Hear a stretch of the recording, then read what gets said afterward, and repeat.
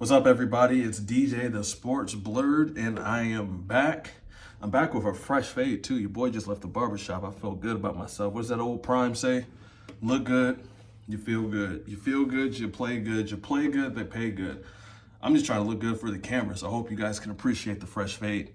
Guys, I think I got a good video for you, man. I spent a lot of time making this video. This one, it stems from a conversation that I heard this morning on the local radio. Steve Sarkisian, he had some media availability for the Cotton Bowl. It was like a press conference still back in Texas. And he called Ohio State the best team in the country. And I think he's right. But I think it's interesting that he said it now. And I'm going to tell you why. So Steve Sarkisian sees how good the Buckeyes have been playing recently. Excuse me, I drank a pop too, so if I seem a little gassy, that's all that is. I feel like I want to burp all the time. Steve Sarkisian has seen the talent finally start to hit its potential. Think about this, y'all. Jeremiah Smith is just a freshman, and he's having one of the greatest receiving seasons in Ohio State history. 70 receptions, over 1,200 yards, 14 touchdowns. To take it a step further, y'all, in the last two games that Jeremiah Smith has played, 13 receptions for 290 yards and 4 touchdowns. This guy has been a bona fide stud here, y'all. That means in the last two games, he's averaged 6.5 receptions, 145 yards to the air, and 2 touchdowns every time he steps on that field. And the kid is 18 years old. Will Howard, think about this. For as much stuff as we've talked about Will Howard as Buckeye fans, in the last two games, Will Howard himself is 41 of 55. That's 75%. Oh, by the way, he played 2 really good teams, a good SEC team and then the number 1 team in the nation. Can I interest you in that? He has 5 touchdowns and only 1 interception in the last 2 games. Now, he's made some plays with his feet as well. I'm not really going to throw those stats in. I was promised before he got here that he was a much better runner, and I'm starting to see a little bit of it, so I'm not too mad about it. And can I interest you in another thing? Can I interest you in Mr. Travion Henderson? 18 carries. 174 yards off of 18 carries in the last 2 games. Oh, and by the way, he's had 4 touchdowns. Oh, and by the way, he's fresh. Did you guys hear me? He only has had 18 carries. And his backup is equally as fresh. 27 carries, 119 yards, 2 touchdowns. And believe it or not, hear me when I say this, guys. Quinshon Judkins is due for a big game. Think about what Quinshon Judkins was before he even got to Ohio State. He has had 14 in the SEC, nonetheless. He has had 14 100-yard games at Ole Miss.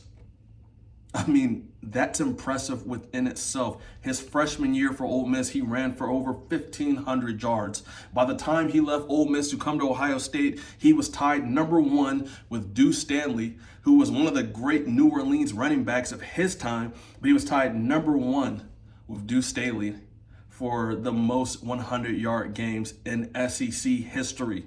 And that guy's backing up, for all intents and purposes, Travion Henderson right now. Oh, I would say he's due for a big one, okay?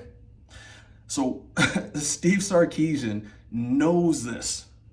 And Steve Sarkisian told me personally to tell you, the viewer watching this, that if you're watching this, please consider subscribing to DJ the Sports Blurred YouTube channel. I'm sorry, I know that was cheesy. I know that was completely out of left field. But if you're here still watching it right now, please consider subscribing to my channel. I really appreciated all the love and support I've gotten so far. Like, comment, subscribe, all of it. Please go ahead and just run the numbers up. Let's get back into it. Now, Steve Sarkisian is doing what I like to call throwing out some rat poisoning, right? Do you remember when Nick Saban said that a few years ago, back when he was the head coach at Alabama? He said, "This is all the press clippings, all the time you guys are boasting their heads up. That ain't nothing but rat poisoning." I'm trying to speak like Nick Saban, but I know I sound nothing like Nick.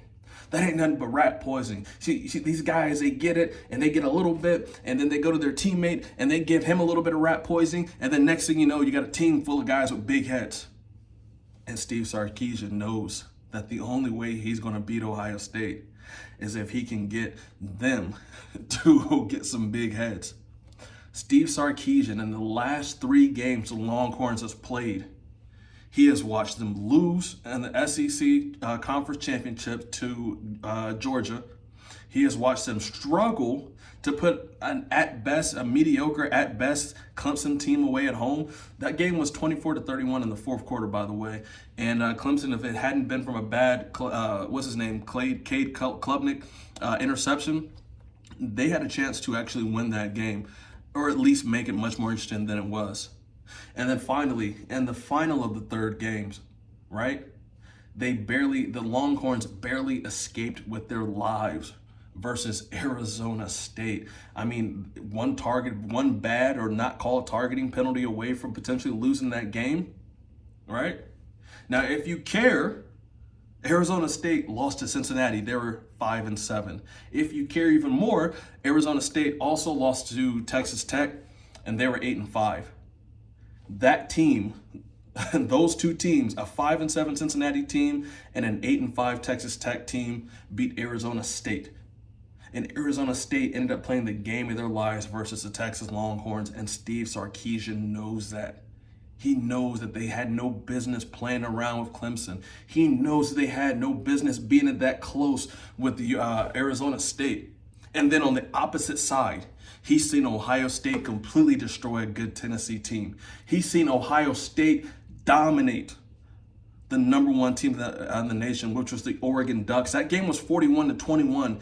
Could have been 60-21. Could have been 60-13. Or I think Ohio State took the foot off the gas. I was watching them on the sidelines. They're dancing. The energy's there. And I think they realized pretty early that they had won that game. Steve Sarkisian knows that. You know, at the end of the day, Sark knows he has no shot at this. I keep calling this guy Stark. I don't know what it is. Maybe I just watched Iron Man recently and I can't remember. Steve Sarkisian called his team massive underdogs. Steve Sarkisian knows the only team that can beat Ohio State right now is Ohio State. That's why he needs Jeremiah Smith to read those press clippings. Jeremiah Smith, I live in Columbus, Ohio, y'all. Jeremiah Smith right now, probably his feet aren't even touching the ground when he walks. He just has Buckeye fans just throwing themselves out like this, and he just walks all over them, right? Because he is on cloud 9 right now. Steve Sarkisian needs that freshman to realize how great he is and forget that he needs to go out there and play a game, and he needs him to lose that focus. He needs Will Smith to make good videos, and he needs Will Howard to keep getting the praise, to keep getting the recognition, to keep getting the love that Will Howard himself feels like he deserves.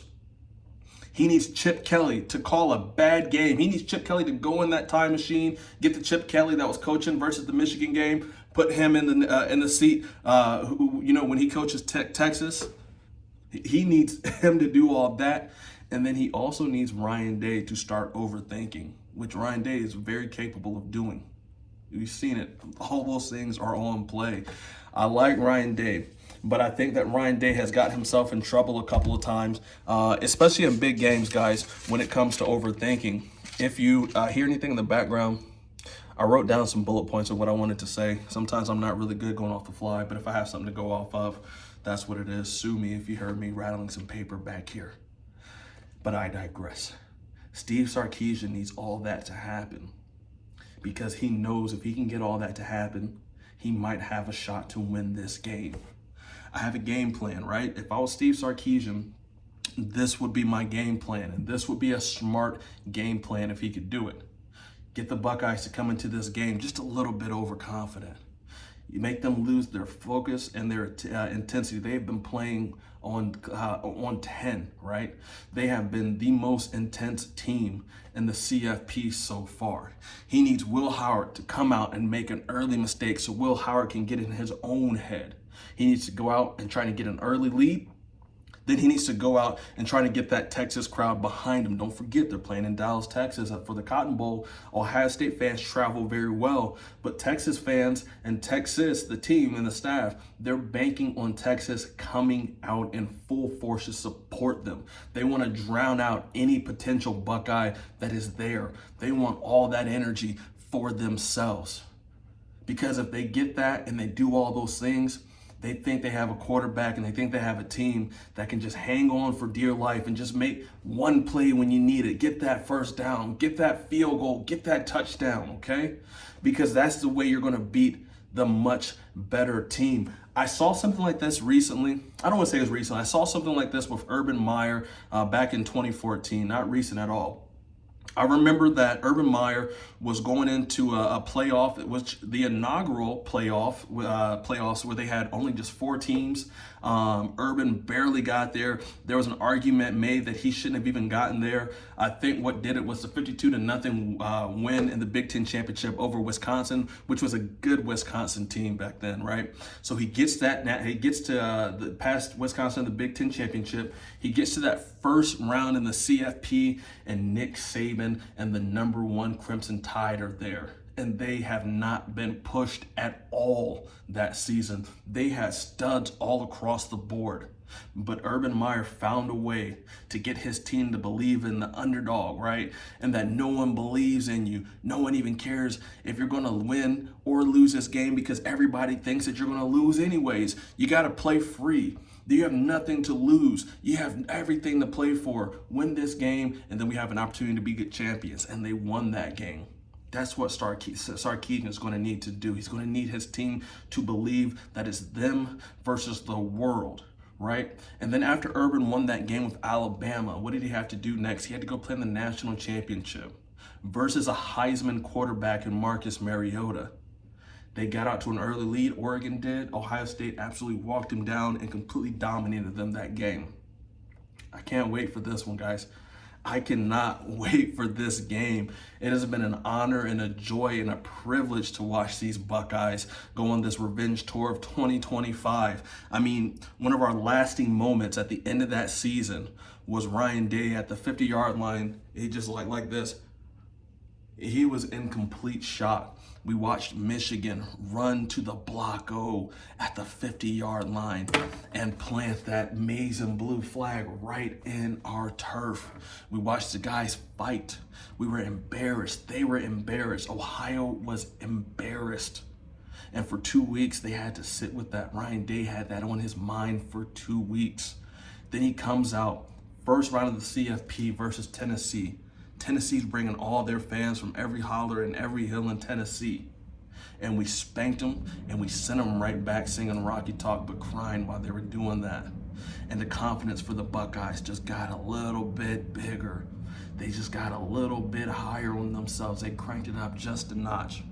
And then again on this revenge tour that Ryan Day and the Buckeyes have been on, he had to go to play Oregon, a team that had beaten Ohio State earlier at home by 1 point.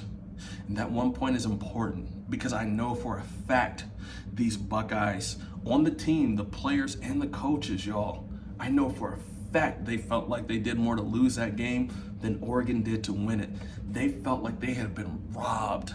Oregon then stole their season on top of that. What do I mean by that? That's a good question. I'm glad you asked. Oregon went out undefeated, Big Ten champions. Their quarterback got invited to New York for the Heisman presentation. That should have been Ohio State. Ohio State knew that should have been them. Will Howard knew that should have been him in New York. But it didn't happen. They had to watch that. And they had to sit with that for so long. And when they finally got their opportunity at Oregon, you saw what happened, 41-21. Now Ryan Day has one more shot at redemption. He gets so much closer. Everybody booing him, everybody talking about him behind his back, everybody hating him, the death threats. And he gets to go against a player that he once coached here at Ohio State, a player that gave Ryan Day his word that he was going to be a Buckeye, and he got the money and left. Quinn Ewers, y'all. Quinn Ewers is a player that came to Ohio State, a player that Ryan Day offered when he was only in the 8th grade because he saw the talent. He knew Quinn Ewers would be here. He just didn't know he was going to be the opposition. And he gets one more opportunity for this revenge tour. Because at the end of the day, y'all, I think this is the national championship game. No doubt about it. I think that Penn State and Notre Dame, they've had great seasons. They've played over their head. Penn State, think about them.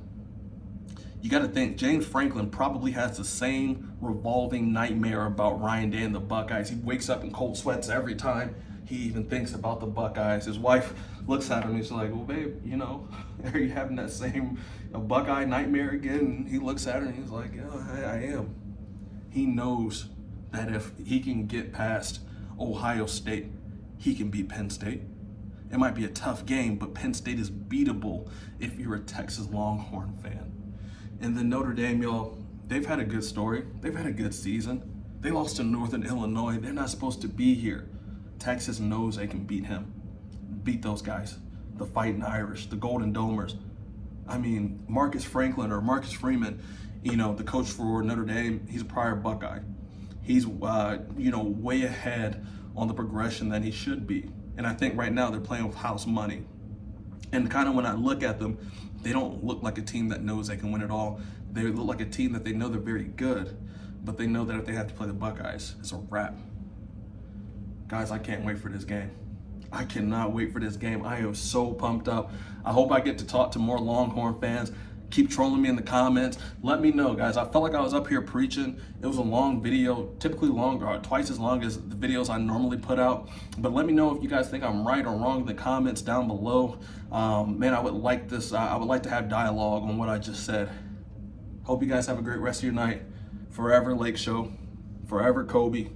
Take care. Have a good night, guys.